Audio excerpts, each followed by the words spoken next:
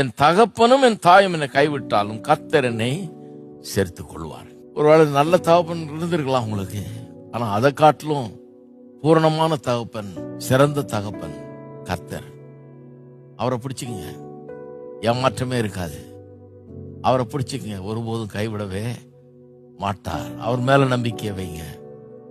உலக பிரகாரமான தகப்பன் எவ்வளவு நல்லவர்களா இருந்தாலும் நம்ம விட்டு போயிடுறாங்க. ஏதோ ஒரு காலகட்டத்தில் அவளோட வாழ்க்கை முடிஞ்சிருது, அதனால போயிடுறாங்க. ஆனா இவர் முடிவே இல்லாதவர். பரலோக தகப்பனே என்று சொல்லி ஒவ்வொரு நாளும் ஜெபியுங்கள், அவரோடு அப்படி பழகுங்கள். இயேசுவே